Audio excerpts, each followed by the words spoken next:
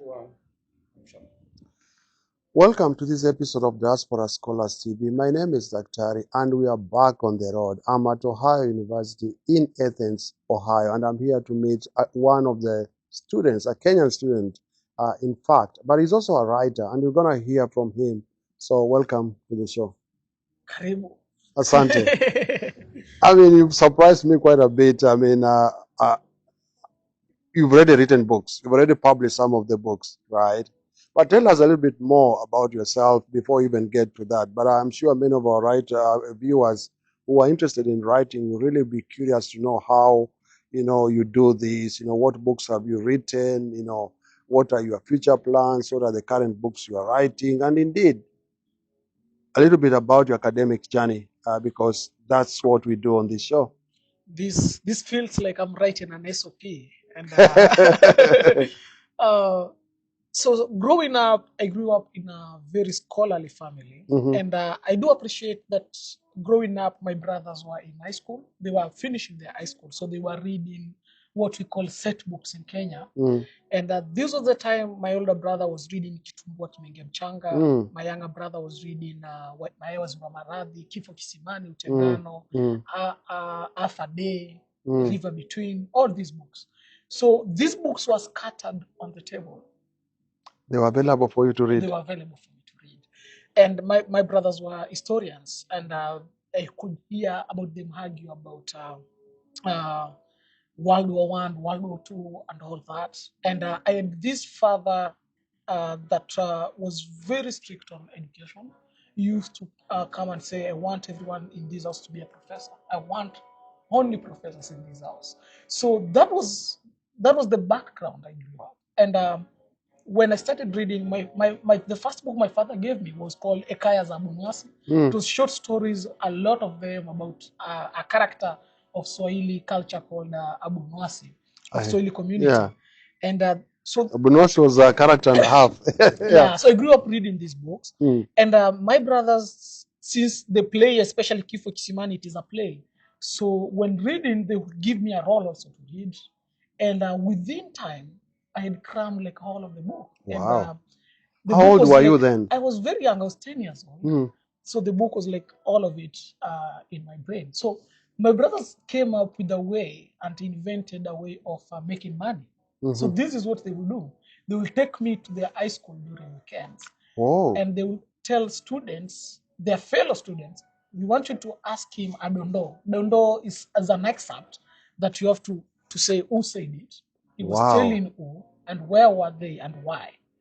So they were like, ask him any dondo. If he fails, we give you 10 shillings. If he doesn't, you give us 10 shillings. And they knew you're gonna get it right. Yeah. So every student was like, no, a 10-year-old can't be. So they challenged and we made money like that. Small money, 10 shillings, 10 shillings, 10 shillings. So that was the background. But after some time, they finished school and they went. Of course, they went to look for life, and back again, I was alone, all alone, since I'm the last one. So I went to high school, Pumwani Boys High School. This is the school where Lumumba PLO went. So in Nairobi. Yeah, in Nairobi. And there I met one of my teachers that is here in US, is in Washington, Seattle, called Miss Gikonyo. This teacher taught me history. And I met another mwalimu in UK. He's now in UK, called Moses Kachambele. He taught me Swahili. So this was the period that I developed my interest in literature. But I had a background of doing poem for Kenya Music Festival by my teacher called Gido Binkile. That my latest publication is called Dire Malenga. Check it out. It's a book of our poems collected. Dire Malenga is a Swahili name, means a compass to poetry. We published that book in 2025. These are poems that we have written over the years, ever since I started writing poems. He's the guy that taught me poem, and he's still that love for Swahili. So when I finished my high school, I wanted to do only one thing. Right. Kiswahili. Oh my goodness. Are we talking about a prodigy of some sort? This is Johari Adimu, a great writer. Did you hear what he said earlier? that I started reading and memorized a whole book even when he was only 10 years old. Books that were being used as set books in high school exams, the way they say it in Kenya. But he's here today. So which year was that? Pumwani High School. When did you finish? Where did you go? So I finished Pumwani High School 2018.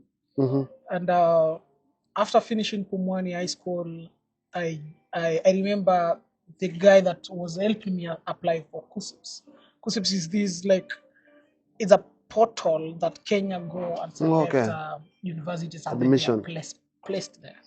And so the guy was telling me, so tell me, what do you want? And I was like, Kiswahili, BA Kiswahili. And he was like, do you mean Bachelor of Education in Kiswahili? Oh, okay. And I was, no, BA Kiswahili. I don't want to be a teacher. Wow. I want only to read Swahili. as much Swahili as possible. And go and read books and do other things.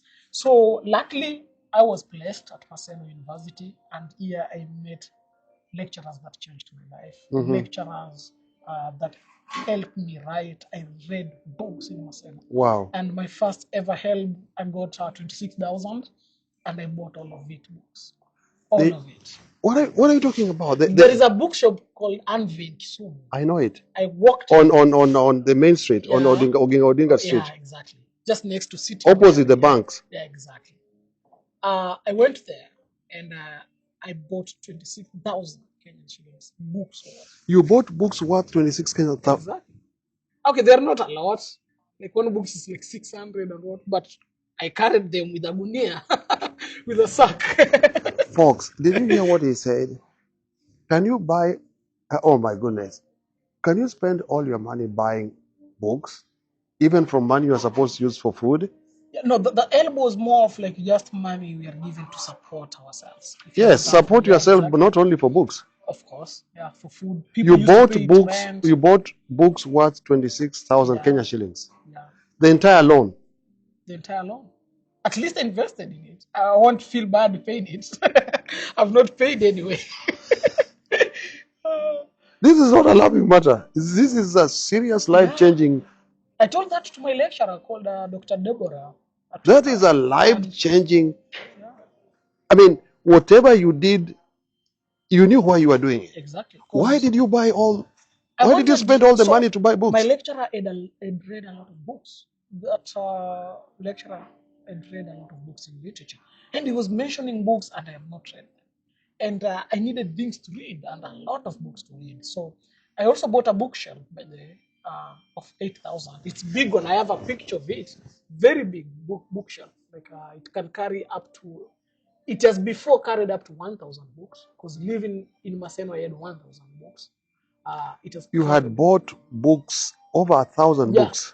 That is years later, like 5 years later. Over time. Yeah, over time, over 1,000 books. Because I go to Tanzania, I go to Suza State University of Zanzibar, and I buy books there. You would leave Kenya, go to Tanzania to buy books? For conferences called Bakiza, Baraza la Kiswahili Zanzibar, and for Chaukidu, Chama cha Kiswahili. Oh, I know Chaukidu, yeah. I'm a member of it, and other thing called Chakita, Chama cha Kiswahili cha Taifa, and other thing called Chalufakita, Chama cha Lugha na Fasihi ya Kiswahili ya Tanzania.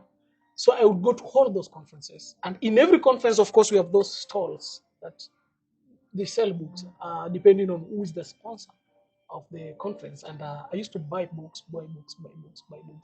Today, I can confidently say I've read, like, Swahili literature, I've read it. And people that have interacted with me, they know I've read Swahili. Like, I can brag about that. Maybe English literature, not much, but Swahili literature, I've read. Like, I've read almost every greatest writer in Swahili literature. You are a true Swahili scholar.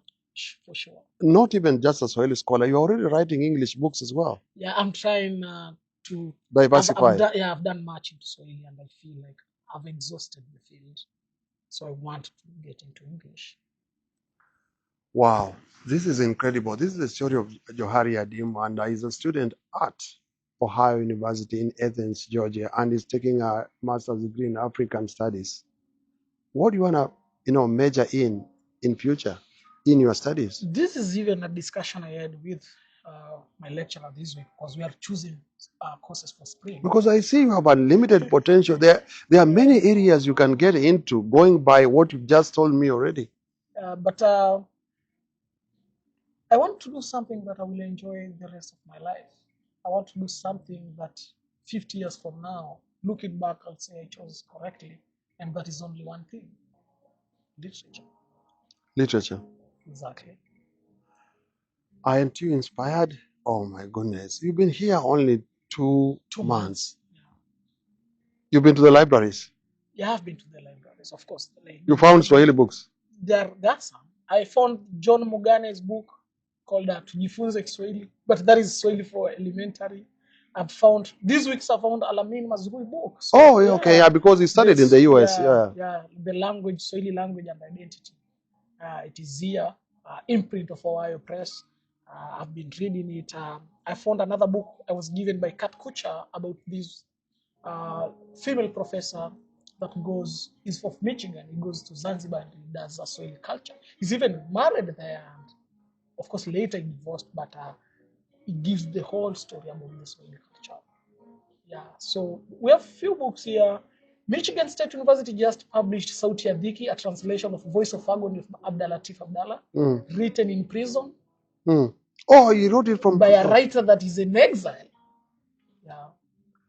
Do you know Professor Jonathan Choti? Yeah, of course.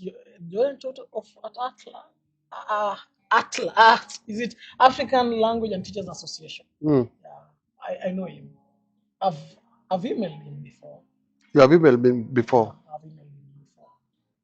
I don't think there is any Swahili scholar anywhere on earth, be it in Britain, in Germany there are a lot, University of Beirut and Leipzig University, here in US, a lot of them.